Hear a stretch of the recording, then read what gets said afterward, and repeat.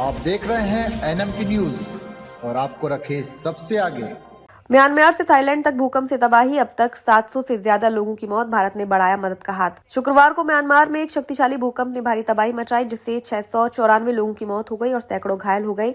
भूकंप का केंद्र मांडले के पास था और इसने म्यांमार सहित थाईलैंड के बैंकॉक में भी नुकसान पहुंचाया। बैंकॉक में एक निर्माणाधीन इमारत गिरने से 6 लोगों की मौत हो गई और कई लोग घायल हो गए। भूकंप की तीव्रता 7.7 मापी गई और इसके बाद कई आफ्टर शॉक्स आए, जिनमें से एक की तीव्रता 6.4 थी। म्यांमार के सैन्य शासन ने आधिकारिक तौर पर 694 मौतें और 730 घायलों की पुष्टि की। म्यांमार में भारत के अलावा चीन और रूस ने भी मदद भेजी है। थाईलैंड के बैंकॉक में एक निर्माणाधीन 33 मंजिला इमारत भूकंप के कारण ढह गई। इमारत गिरने से आसपास के इलाके में भारी धूल और मलबा फैल गया। बैंकॉक में लोग भागते हुए दिखाई दिए और राहत कार्य जारी है। म्यांमार सरकार ने राहत प्रयासों के लिए रक्तदान की अपील की और विदेशी मदद स्वीकार करने की बात की। चीन और रूस ने बचाव दल भेजे, जबकि संयुक्त राष्ट्र ने आपात राहत कार्यों के लिए $5 मिलियन आवंटित किए हैं। चीन के यूनान और सिचुआन प्रांतों में भी भूकंप के झटके महसूस किए गए थे। चीन के रुइली शहर में भूकंप के कारण कुछ इमारतों को नुकसान पहुंचा और वहां के निवासी भी इसकी तीव्रता से प्रभावित हुए। अफगानिस्तान में डोली धरती। म्यांमार और थाईलैंड के अलावा शनिवार की सुबह अफगानिस्तान में भी भूकंप के झटके महसूस किए गए। अफगानिस्तान में आए भूकंप की तीव्रता रिएक्टर स्केल पर 4.7 मापी गई। हालांकि अभी तक किसी तरह के नुकसान की कोई खबर सामने नहीं आई है।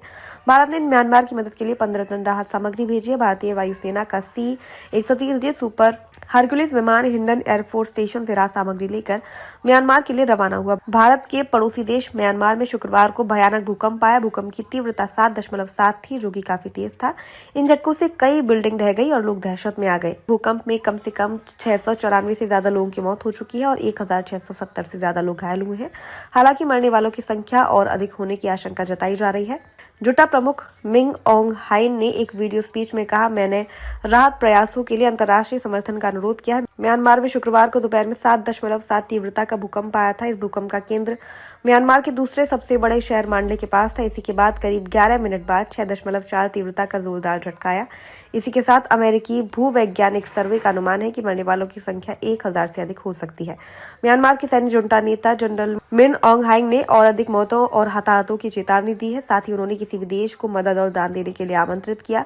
जबकि मेजर जनरल जो मिनतुंग ने बताया कि नेपिडा, मांडले और सांगा का शहर में अस्पताल घायलों से भरे हुए। थाईलैंड में बैंकॉक के चाटुचक बाजार के पास एक 33 मंजिला निर्माणाधीन इमारत ढह गई। इमारत के ढहने का वीडियो भी तेजी से वायरल हो रहा है। इमारत के ढहने के बाद बचाव कर्मी मलबे की ओर दौड़े और घायल लोगों को फौरन अस्पताल ले जाया गया।